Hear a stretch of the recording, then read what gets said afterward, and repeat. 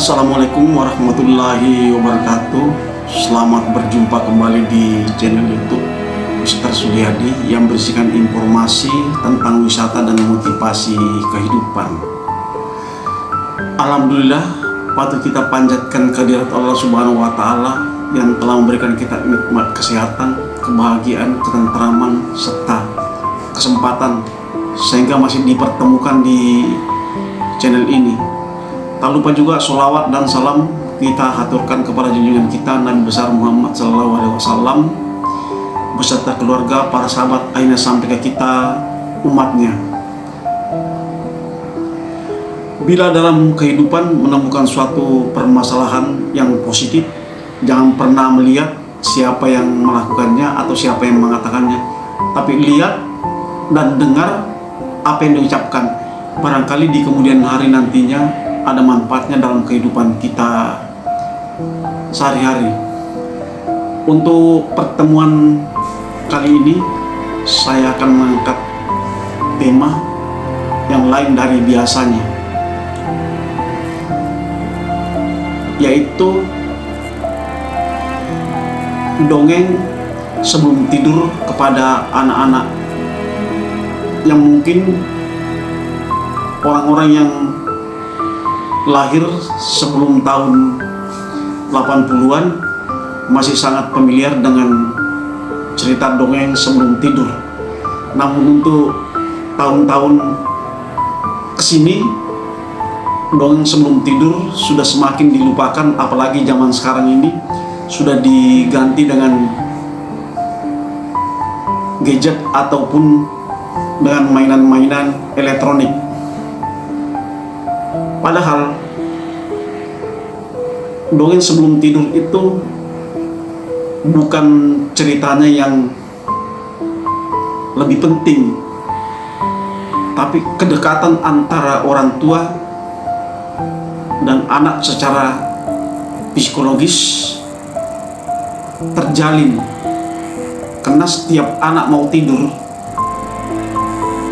diceritakan dongeng oleh orang tua sehingga ada komunikasi antara anak dan orang tua, terutama ibu kepada balitanya.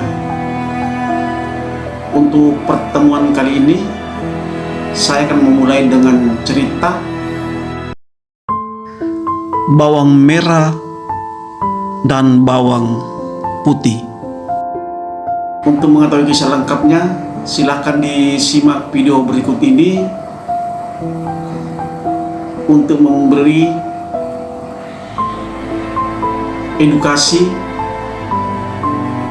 agar kita tidak melupakan hal-hal yang sebetulnya positif dan masih relevan dengan situasi saat ini. Let's go. Membacakan dongeng sebelum tidur adalah hal yang paling dinantikan oleh si kecil pada zaman-zaman dulu. Bukan tanpa alasan, kisah yang akan diceritakan tak hanya menarik, tetapi juga memiliki pesan moral untuk si kecil. Sebuah penelitian mengungkapkan bahwa membacakan dongeng sebelum tidur bisa membuat si kecil belajar lebih banyak hal daripada apa yang mereka pikirkan. Penelitian ini diungkapkan langsung oleh Kepala Institut Nasional Kesehatan Anak dan Perkembangan Manusia, Red Lyon.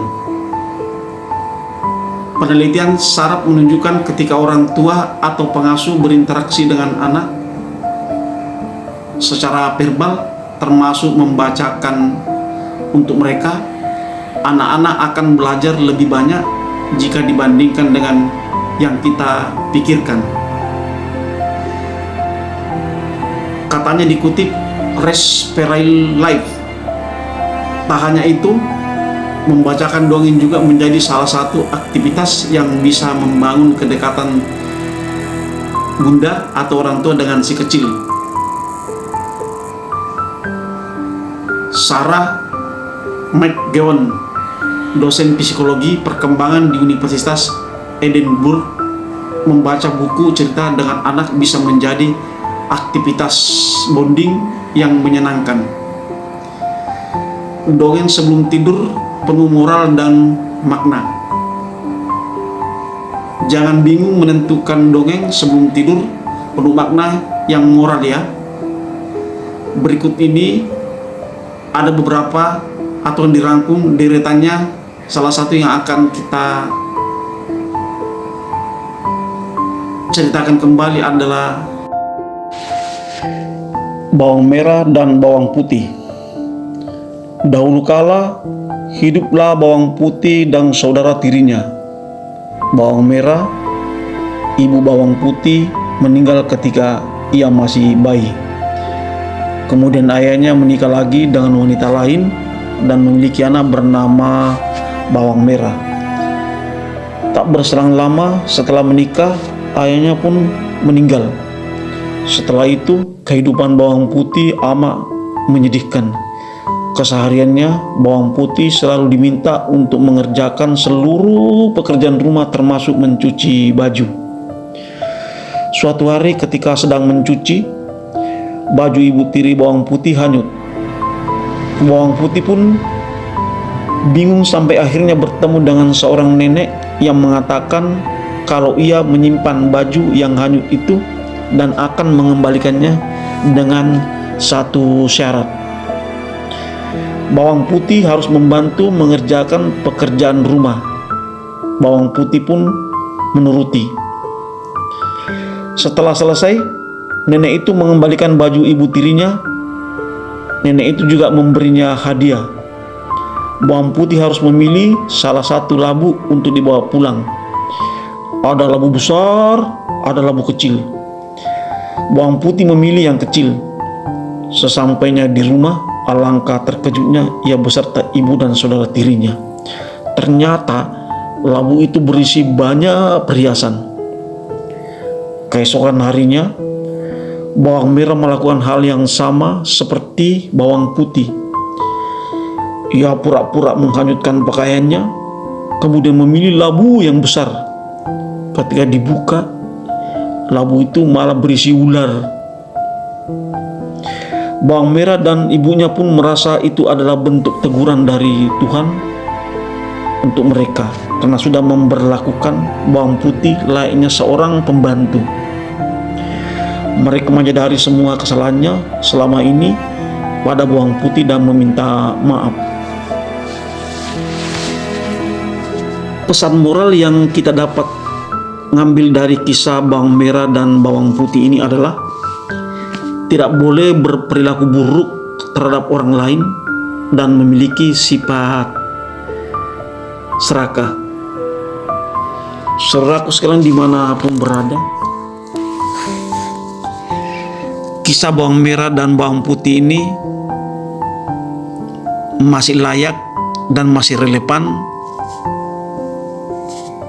kita jadikan dongeng sebelum tidur kepada anak-anak kita agar terjadi kedekatan secara emosional antara ibu dan anak balita. Meskipun di zaman sekarang ini sudah tidak banyak lagi orang tua yang melakukan dongeng sebelum tidur kepada anak-anaknya, karena mereka lebih memilih anak-anak diasuh baby sister atau dimanjakan dengan gadget atau barang-barang elektronik lainnya. Orang tua zaman sekarang tidak mau direpotkan dan urusan tetek bengek terhadap perkembangan kejiwaan anak turunannya. Saudaraku sekalian dimanapun berada, karena rata-rata orang tua zaman sekarang ini yang dikejar atau diharapkan dari anak turunannya adalah pintar dari segala hal, namun lupa bahwa anak-anak bukan hanya dituntut untuk pintar,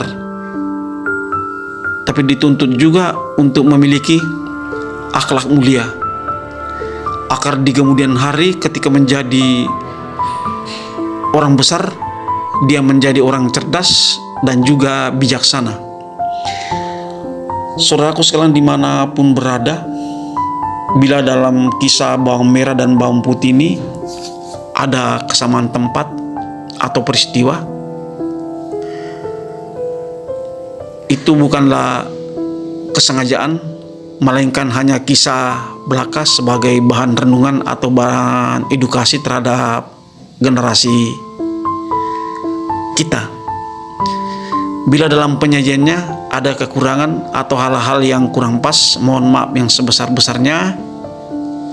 Selamat beraktivitas. Semoga Allah selalu meridhoi doa dan ikhtiar kita masing-masing. Saya akhiri, wabillahi taufiq wal hidayah. Wassalamualaikum warahmatullahi wabarakatuh.